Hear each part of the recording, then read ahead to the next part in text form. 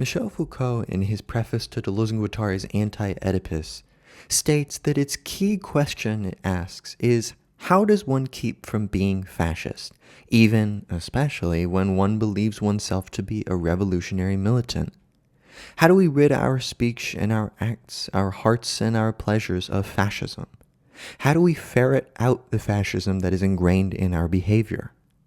The Christian moralists sought out the traces of the flesh lodged deep within the soul.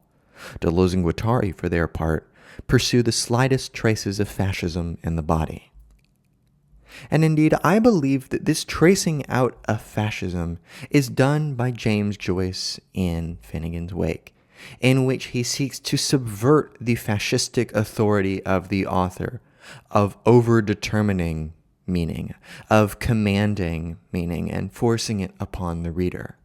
And instead, he lays out a style which keenly takes advantage of paronomasia, which is a fancy word for puns. And in this lecture, I would like to, by exploring first the etymology of this word paronomasia, open us into a discussion of Deleuze and Guattari's concept of the plane of immanence, which I think is a really helpful way of conceptualizing the textual philosophy of Finnegans Wake. We will see how Joyce takes advantage of an accretive method that subverts hierarchies and instead vies for a flat ontology in which a variety of elements enter into confluence with the equal potential to yield exciting results.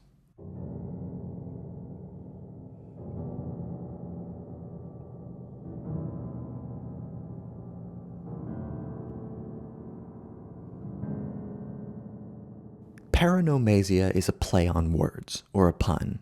And the notion of play is very important for conceptualizing this lecture, because Finnegans Wake is filled with the fun of play, of playing games, the rules of which are arbitrary in the end.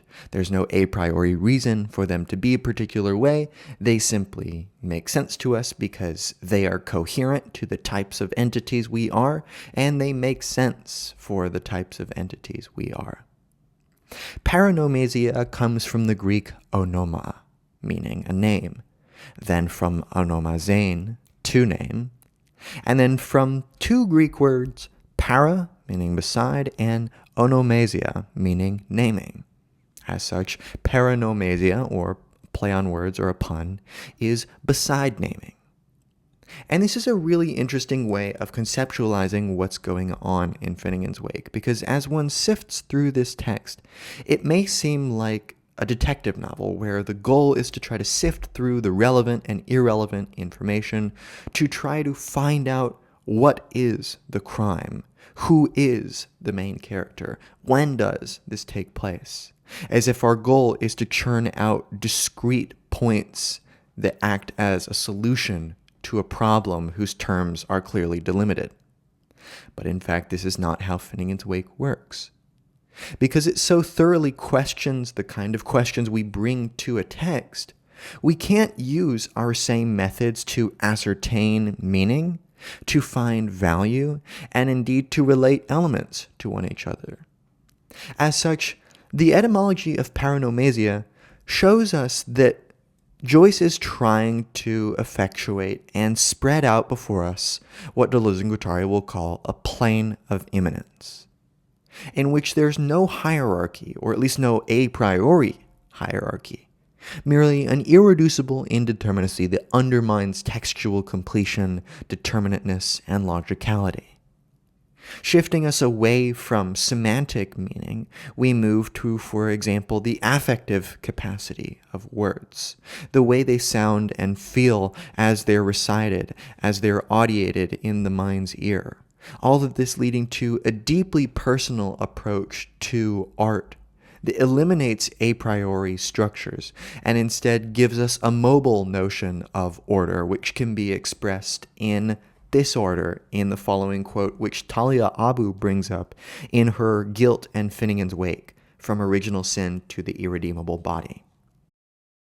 Esto eso, estote santo, from the hold of my captain altitude till the mortification that's my fate. The end of all this Moses is the beginning of all disorder, so the last of their Hansi Baileys shall the first in our sheriffs be. Abu, in characterizing this passage, says that presumably the rhetoric of official pronouncement and formal decrees enforces the authority and command of HCE's speech over actuality.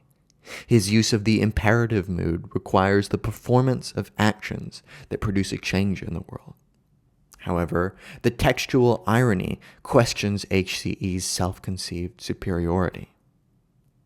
Looking at the ambiguity inherent at this passage gives us a way into understanding the type of order prevalent in Finnegans Wake, because indeed it is a real paradox of a text insofar as it is a highly structured and ordered text, which betrays complete disorder, indeterminacy, illogicality, incompletion, in fact. In glossing this passage, Abu states that in the beginning of all disorder, we may hear this order or disorder, a thing and its opposite. The objective here is not to choose the more plausible meaning, but to emphasize the equivocation inherent to this linguistic unit, and to point out that the very use of paronomasia destabilizes HCE's narrative. The language of Finnegans Wake cannot but question the validity of HCE's historical account and undermine his capacity to determine the meanings of his words.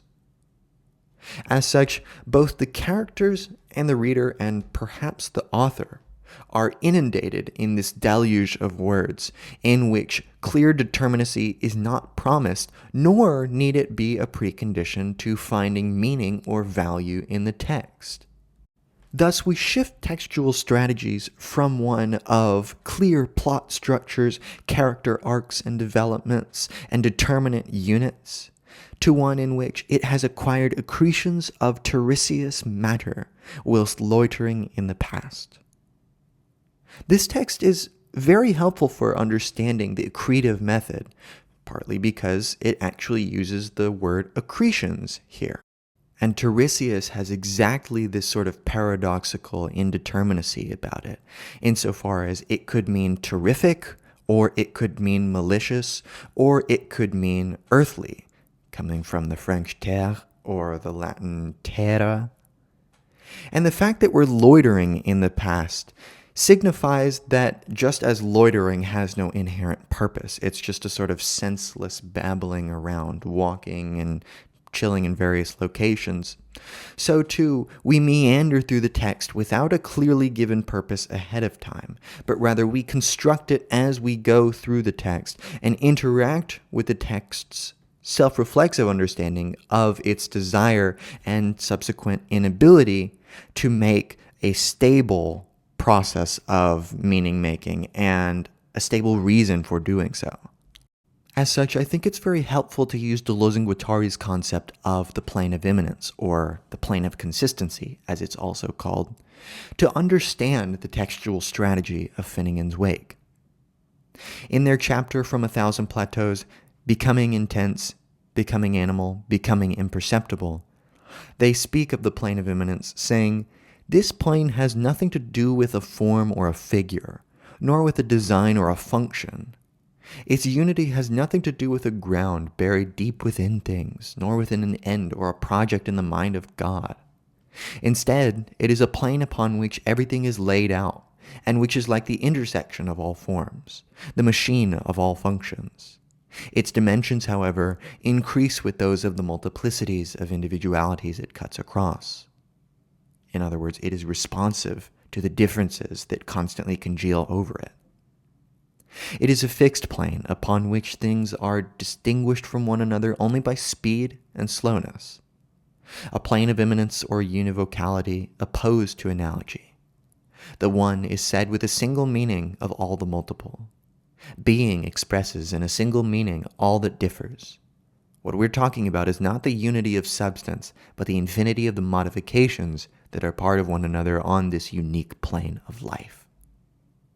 And that's a good way of describing Finnegans Wake, as taking place over and actively creating and challenging the ability to create a unique plane of life. Something creative that can, for example, escape the past, escape guilt, and detrimental social conventions. But Deleuze and Guattari's point is that the plane of immanence rejects the hierarchical imposition of, for example, the intent or purpose laid out and featured in the mind of God. And it's not defined by a design or a function as in some determinate functionality, some determinate structure which can be clearly perceived. No, it's much more ambiguous with that. Instead of there being a deep buried ground, everything is laid out on the surface as a teeming surface of textual effects. This is very similar to Derrida talking about the limitless plane of signifiers that defer their meaning to other signifiers, where there is no outside of the text, but all we have is a flat plane where everything is visible, and yet these elements, because of their relations, can often appear chaotic, indivisible, confused. Despite them being visible, it's our inability to coherently impose a meaning or a structure or a design or a function on them that complicates our ability to talk about this with some sort of a priori hierarchy. Continuing, they say, there's a pure plane of immanence, univocality, composition, upon which everything is given, upon which unformed elements and materials dance, that are distinguished from one another only by their speed, and that enter into this or that individuated assemblage depending on their connections, their relations of movement. A fixed plane of life upon which everything stirs, slows down, or accelerates. A single abstract animal for all the assemblages that effectuate it. And I think this is a very unique and important way of considering who are the characters in Finnegans Wake, what are the settings and plots of Finnegans Wake. They are a series of assemblages whose edges and boundaries are fuzzy and therefore unable to be defined in their determinateness. As such, we speak with a productive voice, which is constantly trying to produce something new, but struggles with its self-consciousness in a properly living animalistic way. It is no longer a question of organs and functions, and of a transcendent plane that can preside over their organization only by means of analogical relations and types of divergent movement. It is a question not of organization, but of composition. Not of development or differentiation, but of movement and rest, speed and slowness. In other words, contextual and environmentally defined relativities. It is a question of elements and particles which do or do not arrive fast enough to effect a passage, a becoming or jump on the same plane of pure immanence. We must try to conceive of this world in which a single fixed plane, which we shall call a plane of absolute immobility or absolute movement. In other words, it's switched between these binaries of complete stultification and complete explosion and creativity, which is traversed by non-formal elements of relative speed that enter this or that individuated assemblage depending on their degrees of speed and slowness.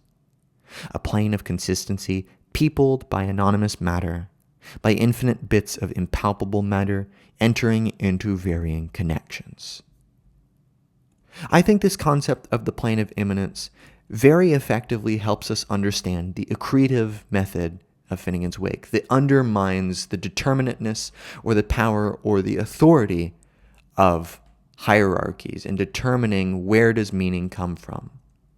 Instead, we are actively immersed in a fluid process of development and of composition that productively questions the task of textual creativity, of authorial intention, of readerly beliefs and presuppositions.